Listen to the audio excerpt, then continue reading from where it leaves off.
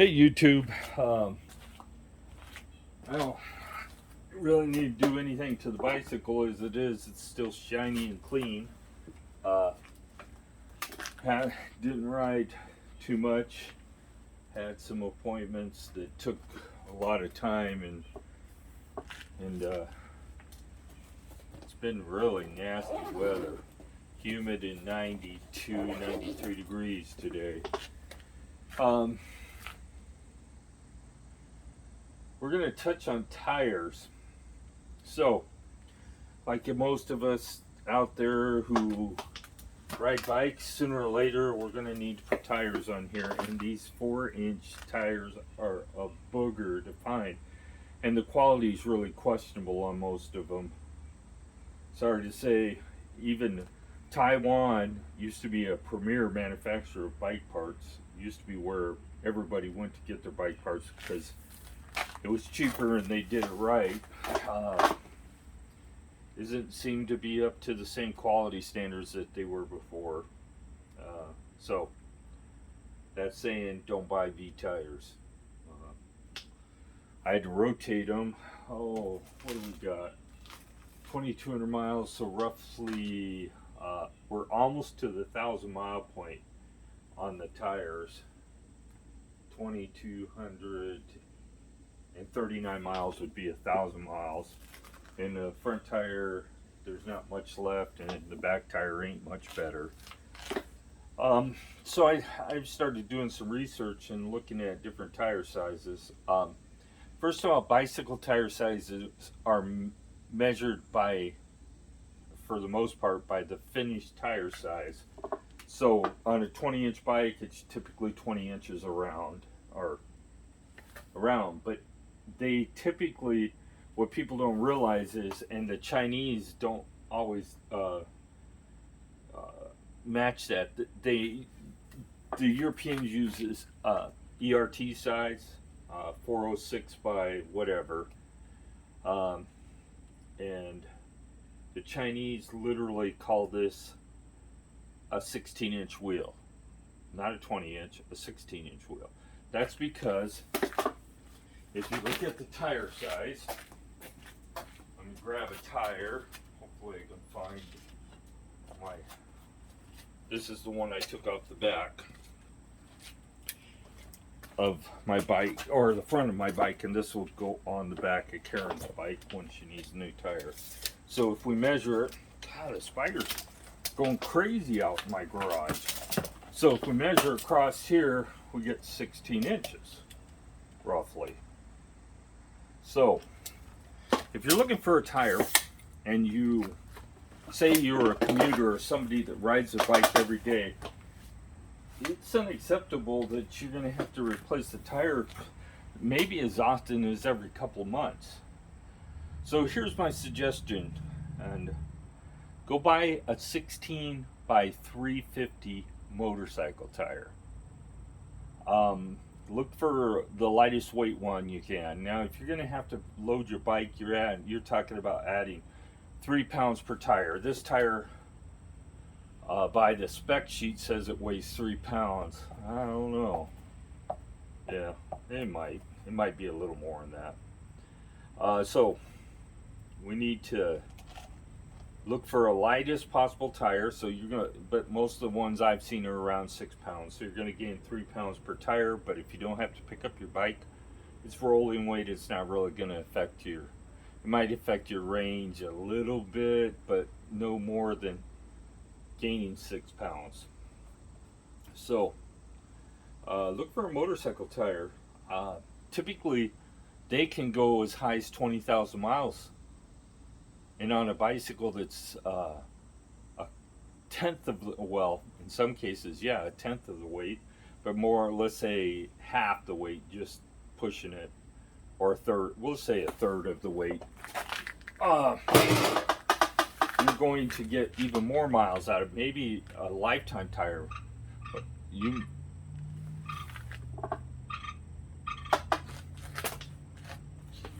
guys hear that?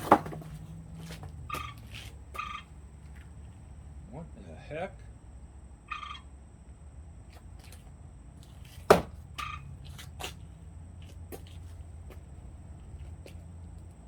I think I got a squirrel in my attic.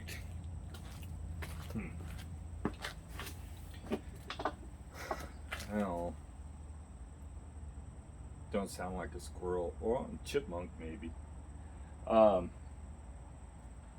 so you're looking at maybe you getting 20,000 miles, and I have my doubts that the majority of this stuff would survive that long.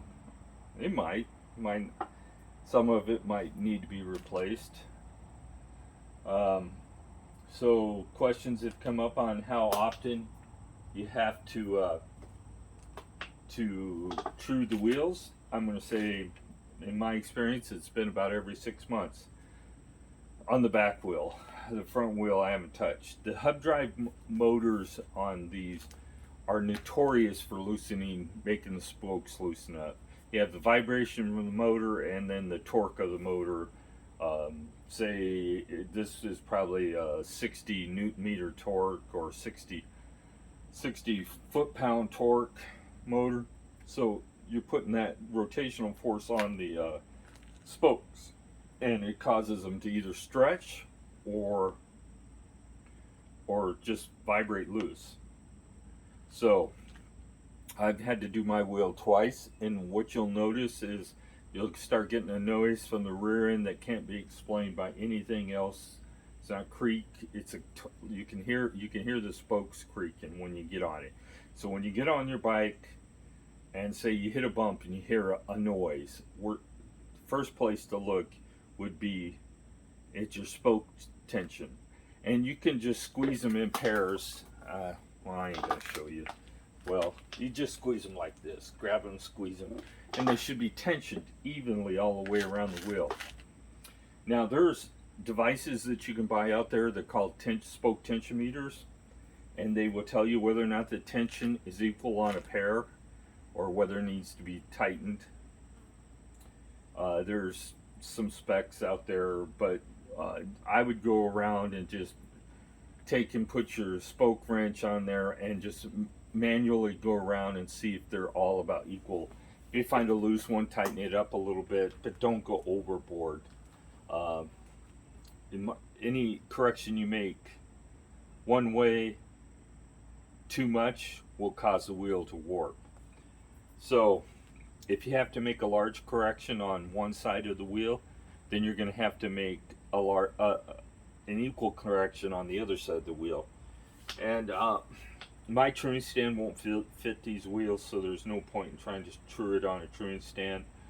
So I just put it in my Max Hall bike stand that you guys seen on the channel, and just rotate the wheel and check it, and works out good. I have actually a spoke wrench that's a wrench size. It's 4.4 millimeters on one side and 4 millimeters on the other side. These are technically 4 millimeter spokes, but the 4.4 is easier for me to get on the spoke and use, and it won't round it off unless you try to put too much force on it. So tires, there's some out there. If you look on YouTube, you can find some people that put motorcycle tires on like juiced, like the bikes that look more like mopeds, but there's no reason why you couldn't put them on your XP or your step through, and it really doesn't matter which bike you have. If you have the newer bike, you should look for one that's closer to 3 inch, and they're out there too. 3x16 is the wheel size, so you can find them.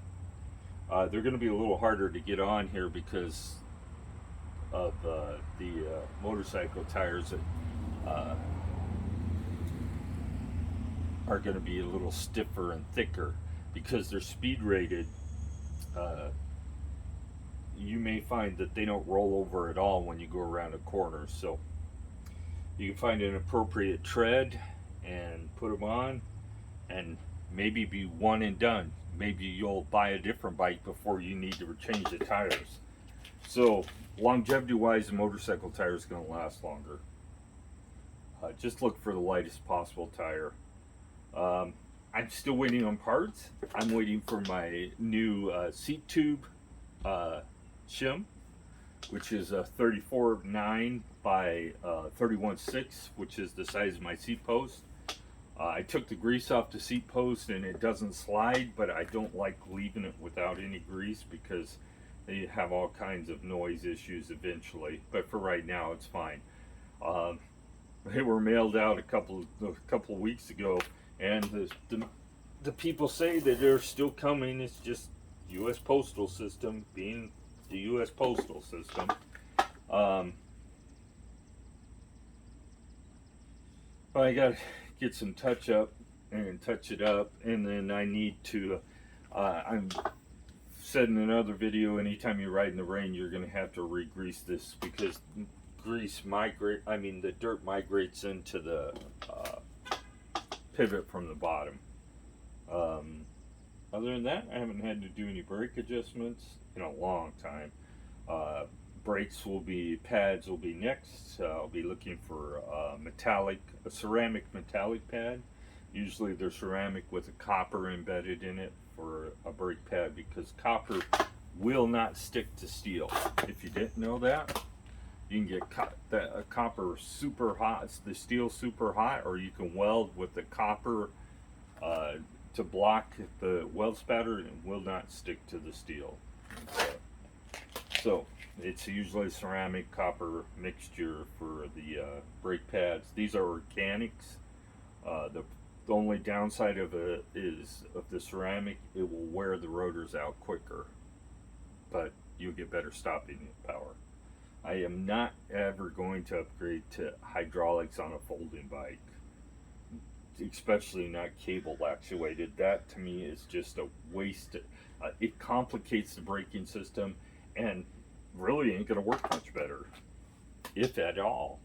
So what we're looking at is I'm going to put some new cables on this eventually, probably this winter. I'll re-put new brake cables. I ain't going to mess with the shifter cable. It works fine for right now.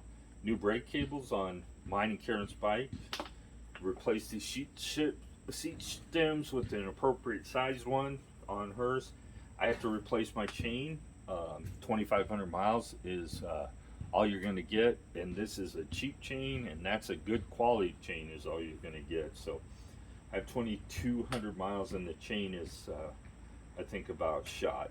It's stretched pretty good because you know how you can tell your chain is stretched is I only run in 3 gears basically, 5th, 6th, and 7th, but occasionally I have to shift into 4th, 3rd, or 2nd. Never into in first gear. That you could climb the side of a mountain in first gear. But when you do shift to those, when the chain is stretched, the drive system feels rough. Feels like there's grit on your chain or something. You can tell it. So, and I'm at that point. So, I purchased SRAM 8-speed chain for this with a Power Link, which has been around a lot longer than any of the other crap. The KMC chains and all those. The SRAM one has been proven to work. So I'll be changing that chain sometime next week. I'll probably get that actually. I'll do the chain swap first and show you guys how to do that. And then the C-tube, and then it's going to be probably this winter before I really do much more major to it, unless something comes up and I decide I want to do it earlier. So that being said, have a great day.